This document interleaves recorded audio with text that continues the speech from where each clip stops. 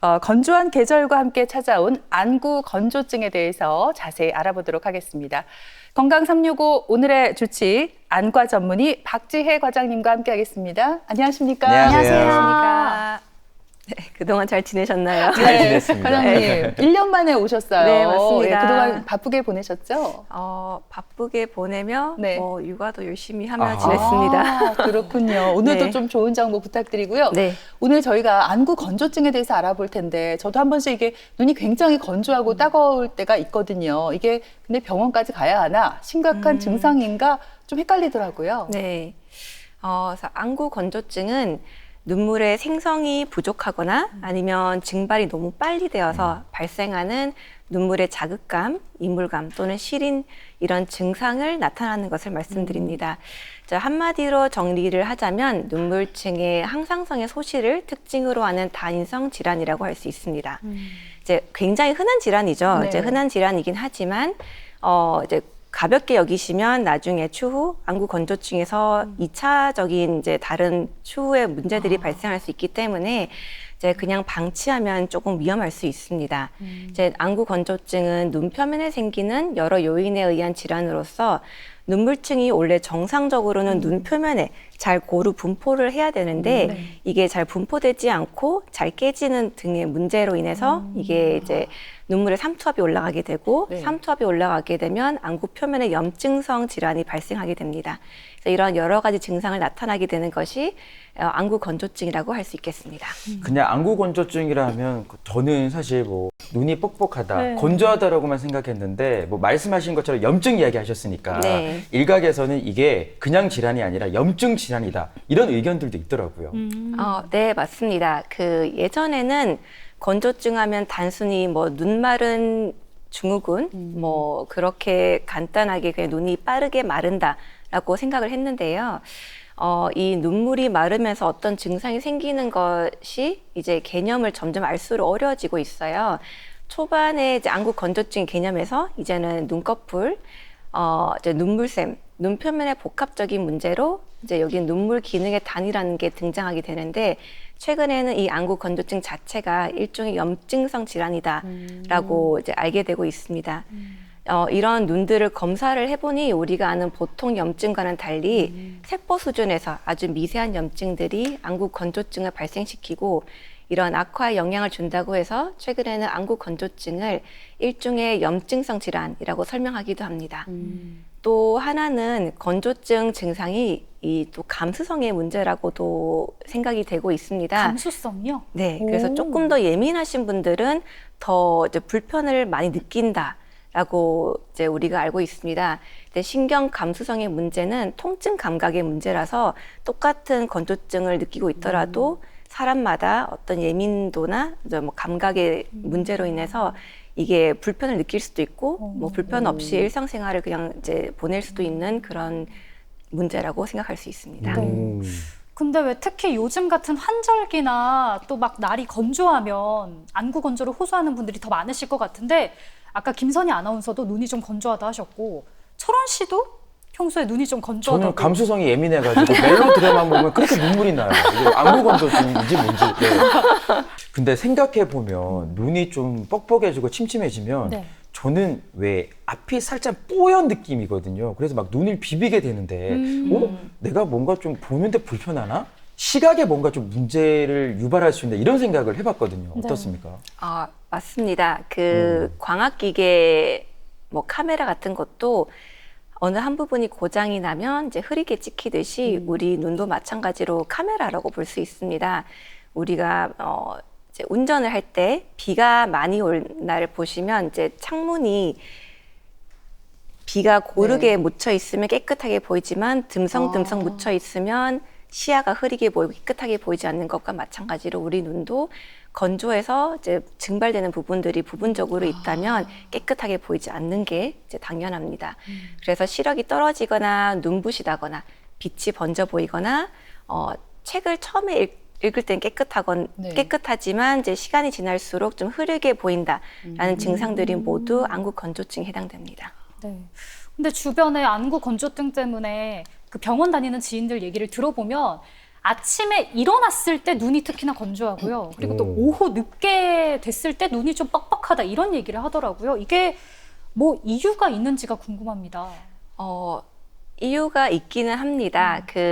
보통 사람마다 증상이 다 똑같지는 않은데요. 보통은 아침에 자고 일어났을 때 악화가 될 수 있는데, 그 잠을 잘 때 사람들은 기초 눈물 분비량이 깨어있을 때 비해 현저히 떨어지기 때문에 아침에 일어나면 이제 눈이 붙어 있는 느낌이 나거나 네. 뻑뻑한 느낌이 날 수가 있습니다. 하지만 하루 종일 생활을 할 때 이 미세먼지의 노출도 많아지고 또 눈이 떠 있는 시간이 많기 때문에 표면이 마르게 되고 또 안구 표면 주변에는 이게 자극하는 물질들이 많이 쌓이기 때문에 오후로 갈수록 이런 증상을 느낀다는 분들도 계십니다. 예, 그렇군요. 뭐 사실 생각해 보면 우리 현대인들 살아가면서 이 눈이 건조해지는 환경이 굉장히 많거든요. 뭐 건조한 실내 생활, 요즘 날씨도 건조하고요. 여성들의 경우에는 또 화장을 하니까 아이라이너 그렇죠. 네. 또 이런 것도 해야 되고 아이라인 문신하시는 분들도 있던데 이게 또 안 좋다고 들었어요. 오. 네, 결국 안구 건조증을 악화시키는 것은 우리 눈에 자극을 주는 것들이라고 생각하시면 됩니다. 네. 머리 염색약 또는 세면용품, 그리고 화장품, 특히 여성분들이 좋아하는 아이라이너, 네. 아이섀도우 같은 것들인데요. 실제로 검사를 제가 세극등 현미경으로 자세히 보게 되면 네. 우리 눈물층에 이런 섀도우 파우더 같은 게 둥둥 떠다니는 것을 어머. 야, 심심찮게 볼 수 있습니다. 아니, 그 세수를 하고 화장 지워도 그게 떠 다닌다는 얘기인가요? 그렇지는 않은데 아, 네. 이제 일상생활 중에 아. 우리가 하루 종일 이 화장을 유지한 채로 있기 때문에 아. 그 화장을 유지한 채로 이제 저한테 진료를 받으러 오시면 네. 이게 다 보이고 어머. 특히 제가 안과 의사가 된 네. 이후로 절대 하지 않는 화장은 마스카라입니다. 아, 그래요? 왜요? 마스카라 더 좋은데. 위험해요. 마스카라 해야 이쁜데요. 네. 필요성이 굉장히 돼요. 네, 그 세극등 현미경으로 보면 네. 이게 어마무시하게 눈을 괴롭히고 있는 게 보이기 때문에 저를 포함한 많은 여자 안과 의사분들은 네.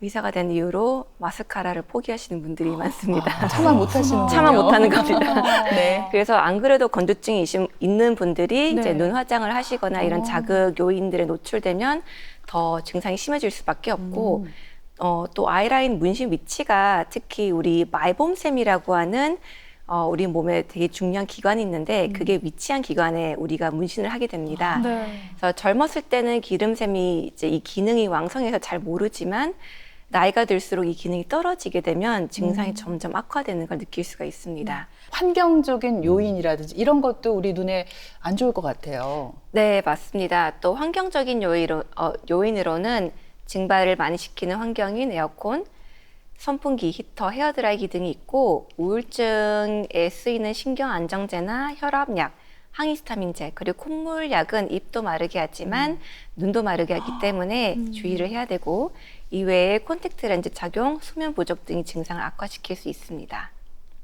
여러 가지 이제 원인들 말씀을 해주셨는데 저도 눈 건강 지키려고 나름대로 뭐 온찜질도 하고 오. 근데 온찜질 끝나잖아요. 네. 스마트폰을 다시 보는 제 모습을 보고 이거 이래도 되나 싶을 정도로 네. 좀 자괴감이 들 때가 있거든요. 반복이네요. 반복이죠. 왜냐하면 컴퓨터도 계속 하게 되고 아이에게도 스마트폰 하지 말라고 하지만 저도 보게 되거든요. 그렇죠. 이런 원인 때문에 병원에 오시는 분들이 꽤 많겠죠?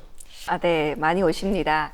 일반적으로 사람들은 1분에 16회에서 20회 정도 눈을 깜빡이지만 화면을 오래 보면 눈 깜빡임 수가 7회 정도로 줄어들어서 이 안구 건조증이 악화될 수밖에 없습니다. 근데 어떻게 보면 지금 현대 생활에서는 어쩔 수 없는 이제 요소이기 때문에 이런 생활 습관이나 작업 환경이 안구 건조증을 일으키는 데 굉장히 중요한 악화 인자로서 이런 것을 인지하고 개선하는 게 매우 중요합니다. 네. 그리고 또 뭐 라식이나 라섹 같은 시력 교정 수술이 또 눈을 건조하게 만든다 이런 얘기가 있던데 아무래도 이게 또 직접적인 영향이 있을까요? 네, 당연히 있을 수밖에 없습니다. 네. 이 각막 수술 자체가 각막에 손상을 주는 수술이기 때문에 네. 신경이 손상을 주게 되면 더 예민해지고 또 눈물 생성이나 향상성에 영향을 주기 때문에 눈이 더 예민해지고 건조증을 더 이제 심하게 느낄 수 있습니다. 그렇군요. 특히 동양인 또 여성들에게서 안구 건조증이 많다고 들었습니다. 국내 성인 안구 건조증의 원인 중에 기름샘 장애 이런 원인이 있더라고요. 이건 어떤 건가요? 아, 네. 많이 아시네요. 아니, 이름 제목만 들어봤습니다. 네. 안구 건조증의 대표적인 원인 중 하나가 눈물 성분의 불균형인데, 이는 눈꺼풀 테두리에 위치해 있는 기관인 말봄샘의 기능과 밀접한 관련이 있습니다. 이 말봄샘은 기름을 분비하는 피지선의 일종으로 눈물의 지방층을 형성해서 눈물이 증발되는 것을 막아주는 역할을 하는데요. 이 말봄샘의 기능 장애가 생기게 되면 눈물이 빨리 마르게 되면서 눈시림과 건조 증상이 발생하게 됩니다. 또한 이 기능 장애가 있게 되면 분비돼야 될 기름이 눈꺼풀에 쌓이게 되고 염증 반응이 발생해 눈꺼풀이 부을 수가 있습니다. 오랫동안 방치될 경우에는 이 말봄샘이 퇴화해서 난치성 안구 건조증으로 진행할 수가 있는데요. 이 기능 장애는 특히 여성에게 많이 취약합니다. 네. 이 말봄샘 기능은 남성 호르몬의 영향을 받기 때문에 폐경 이후 여성들의 많은 경우 말봄샘 기능 장애가 생기고 건조증이 심해질 수 있습니다. 아, 그렇군요. 안구 건조증이 있어서 과장님 병원에 갔어요. 그러면 뭐 여러 가지 검사를 하게 될 것 같은데 뭐 어떤 검사를 하는지도 너무 궁금하거든요. 우선 눈물의 안정성에 대한 검사를 할 수가 있는데요. 이 안전성 검사는 색악등 현미경을 통해서 이제 눈물막의 높이 또는 안검염의 정도, 말봄샘 기능 장애에 대한 각막 상피의 병변, 결막 충혈, 알레르기 등의 상태를 살펴봅니다. 또 정상인에서는 보통 눈을 한번 감았다 뜨면 이 눈물층이 우리 각막을 10초 이상 덮고 있어야 되는데 이 10초 이하로 빨리 깨지게 되면 눈물층이 불안정하다라고 볼 수가 있고요. 또 눈물이 나오는 양을 정량적으로 하는 검사로는 어떤 작은 용지를 눈꺼풀에 끼워서 기초적으로 나오는 눈물량이 얼마가 되는지 알아보는 검사도 같이 진행합니다. 네. 그래서 왜 안구 건조증을 치료하기 위해서 인공 눈물을 또 눈에 많이 넣잖아요. 근데 또 한간에 이런 얘기가 있습니다. 인공 눈물 많이 넣으면 나중에 내 눈물이 안 나온다. 이래가지고 그런 얘기가 있어요? 못 들어보셨어요? 네. 그래서 제 지인 같은 경우는 이걸 넣기보다는 일부러 눈물을 좀 자아내려고 눈 이렇게 해서 바람 분다거나 이렇게 하던데 이게 맞는 말인지가 너무 궁금했고요. 그리고 또 인공 눈물을 만약에 쓴다면 얼마나 자주 어떻게 쓰는 게 좋을까요? 우선 눈물을 자아내려고 오래 뜨는 게 오히려 악화인자가 되기 때문에 네. 피하시는 게 그렇구나. 좋겠고요. 네. 그 인공 눈물은 우리가 이제 눈물이 부족하기 때문에 그 부족한 것을 채워주기 위해서 그 인공적으로 넣어주는 눈물을 우리가 넣어주는 것이고요. 네. 이제 인공 눈물 제품을 보면은 뭐 0.1%에서 0.3% 다양한 농도가 있습니다. 네. 보통 이런 히알루로산 눈물은 보습 효과가 좋고 또 상피 재생의 효과가 있기 때문에 안구 건조증에는 반드시 이제 필요한 약물인데 점성이 강하다고 해서 좋은 것이 아니라 점성이 강하면 오히려 시야를 흐리게 할 수 있기 때문에 이제 초반에는 약하게 쓰시고 이게 부족하다 싶으면 점성을 점차 늘려갈 수는 있습니다. 이제 그리고 인공 눈물은 자주 넣어주기 때문에 무방부제 사용을 권유드립니다. 인공 눈물을 점안하기 전에는 반드시 손을 씻고 미세 플라스틱 제거를 하기 위해 개봉 후 첫 한두 방울 버리고 점안을 합니다. 이때 고개를 젖히고 입구가 눈꺼풀이나 눈에 닿지 않게 거울을 보며 주의하고 점안을 해야 되고요. 기본적으로 하루에 3-4번 정도는 이제 시작을 하시지만 증상에 따라서 이제 뭐 더 증가를 하거나 줄이는 방법을 권유드리고 있습니다. 한 번에 한 방울이면 충분하고 이게 한 방울 이상 흐를 정도로 넣게 되면 우리 눈물에서 정상적으로 만들어주는 그 좋은 단백질이 다 씻겨 나가기 때문에 이게 주룩 넣으면 일시적으로 시원할 수는 있지만 네. 오히려 건조증을 악화시키는 요인이 될 수 있기 때문에 네. 한 번에 한 방울만 넣는 것을 권유드립니다. 올바른 사용이 또 무엇보다 중요하네요. 네, 맞습니다. 근데 시중에 보면은 저도 인공 눈물 사용을 많이 하는지라 보니까 일회용도 있고 여러 번 사용할 수 있는 것도 있는데 맞아요. 이게 뭔가 다른 거 아닐까라는 생각을 늘 하면서도 일회용이 일단 간편하니까 그렇죠. 사용을 하는데 늘 남아요. 근데 버리는 게 너무 아까워요. 아까워요. 그래서 뚜껑을 다시 닫거든요. 맞아요. 그러면 또 갈등이 생겨요. 이거 어떻게 해야 됩니까? 써도 될까? 그 뚜껑 입구를 절대로 만지지 않은 상황에서 조심스레 뚜껑을 닫아주시면 네.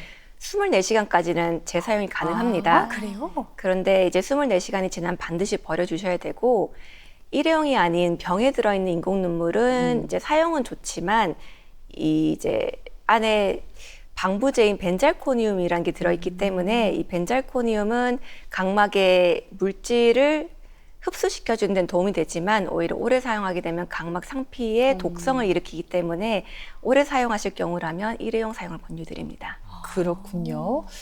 그리고 저는 눈이 건조하고 이럴 때 찜질을 해주면 좋은 것 같더라고요. 안찜질, 눈찜질, 또 마사지 같은 게 안구 건조증에 실제로 도움이 됩니까? 찜질과 마사지가 좋긴 합니다만 네. 제대로 해주는 게 아. 제일 중요합니다. 눈을 심하게 누르는 건 오히려 순간적으로 안압이 올라갈 수 있기 때문에 또 잘못하면 상처가 생길 수 있기 때문에 적절한 온찜질과 눈꺼풀 세정을 추천드립니다. 우리 말봄샘에서 아까 말씀드렸듯이 깨끗한 기름이 나와야 되는데 온찜질로 눈꺼풀을 따뜻하게 해주면 기름샘이 넓혀져서 기름이 잘 빠져나오게 됩니다. 이때 먼저 눈 위에 따뜻한 수건을 올려놓거나 손바닥을 이렇게 여러 번 네. 문질러서 따뜻하게 해준 뒤에 눈 위에 지그시 올려줘서 이제 부드럽게 마사지를 해주면 말봄샘 기능을 도와주게 됩니다. 이제 아침 저녁으로 최소한 3분 이상 해주면 좋고 온찜질 이후에는 반드시 이제 눈꺼풀 세척을 해주는 게 중요합니다. 눈꺼풀 세척에는 티트리 오일을 사용하면 매우 좋은데요. 티트리 오일에는 항균, 항진균, 항바이러스 효과가 모두 있기 때문에 티트리 오일 성분이 있는 티슈로 눈꺼풀의 속눈썹 부분을 하루에 한 번 이상 이제 3개월 이상 사용해 주시면 많은 효과를 볼 수 있습니다. 네. 네.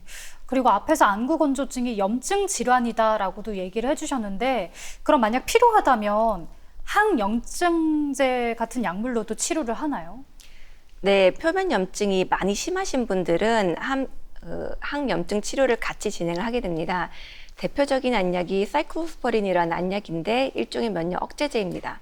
그리고 필요에 따라 스테로이드도 같이 사용할 수가 있는데요. 의사의 처방 없이 임의적으로 장기간 사용할 경우에는 안구 내 압력을 올려서 녹내장이 발생하거나 빅내장 진행이 빠르게 올 수 있기 때문에 의사의 진단 없이 임의적으로 스테로이드를 오래 사용한 것을 옳지 않습니다. 그래서 반드시 의사가 보고 판단하에 단기간 빠른 효과를 볼 용도로는 스테로이드를 사용해 볼 수는 있겠습니다. 또 이제 말봄샘 기능 장애가 같이 동반된 경우에는 네. 항생제도 같이 먹을 수가 있는데요. 항생제를 포함한 먹는 약은 말봄샘 기능의 그 장애에 도움을 주기 때문에 이러한 약물 복용도 같이 생각해 볼 수 있습니다. 주변에 보면 특히 어르신들은 눈 건강 챙긴다고 오메가3나 루테인은 집에 하나쯤은 두고 있으시거든요. 맞아요. 전 늘 그걸 보면서 둘 중에 뭐가 더 좋을까? 이게 좀 어려운 질문일 수는 있습니다만 과장님은 어떻게 생각하세요? 뭘 드시나요? 혹시 둘 다 드시는 거 아닌가요? 저는 둘 다 먹지는 않습니다. 네. 오메가3는 안구 건조증에 도움이 된다고 이미 여러 논문에서 밝혀져 있습니다. 하지만 도움이 안 된다는 논문도 있긴 하지만 대체적으로는 도움이 되기 때문에 많은 분들이 원하신다면 오메가3를 드실 수가 있고요. 루테인은 망막에 도움을 주는 영양제인데 망막에 색소를 공급해주는 영양제라서 황반 변성을 진단받으신 분들에게는 도움이 될 수 있습니다. 하지만 안구 건조증에는 효과가 있다라는 논문이 아직 나오지 않았기 때문에 굳이 안구 건조증과 관련한 영양제를 추천드리자면 오메가3로 생각해 볼 수 있겠습니다. 예, 그렇군요. 마지막으로 안구 건조증 환자들이 일상생활 속에서 지키면 좋은 생활 수칙 같은 게 있으면 좀 알려주시죠. 우선 첫 번째로는 눈꺼풀을 제대로 깜빡이는 것입니다.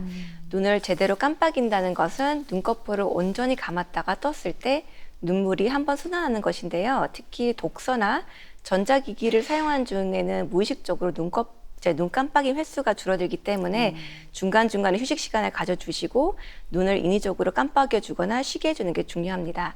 또 앞에 말씀드렸듯이 온찜질, 눈꺼풀 세정, 그리고 인공 눈물의 적절한 사용이 중요합니다. 또 마지막으로 자외선 차단을 생각해 볼 수 있는데 눈이 지나치게 자외선에 많이 노출되게 되면 안구 건조증이나 각막염, 백내장, 황반 변성이 생길 수 있기 때문에 자외선이 강한 날에는 이제 선글라스나 챙이 넓은 모자를 쓰는 게 도움이 될 수 있습니다. 또 선글라스를 살 때는 자외선 차단 코팅 여부 및 차단율을 확인하고 구매 후 3년 이상이 지났다면 렌즈 자체에도 차단력이 떨어지기 때문에 재구매를 하시는 게 좋겠습니다. 그래서 안구 건조증은 단순히 병원에서 일회성 치료로 좋아지는 질환이 아니고 환자 본인의 꾸준한 노력과 생활 습관, 직업 환경이 개선이 같이 동반되어야지만 환자 본인도 어느 정도 약간 만족을 느낄 수 있는 질환이기 때문에 이제 꾸준한 이제 노력이 필요한 것이라 생각할 수 있습니다. 네, 그래요. 건조한 계절인데요. 우리가 눈 건강에도 좀 더 주의를 기울여야 할 것 같습니다. 지금까지 도움 말씀에 안과 전문의 박지혜 과장님께서 수고해 주셨습니다. 오늘 말씀 고맙습니다. 고맙습니다.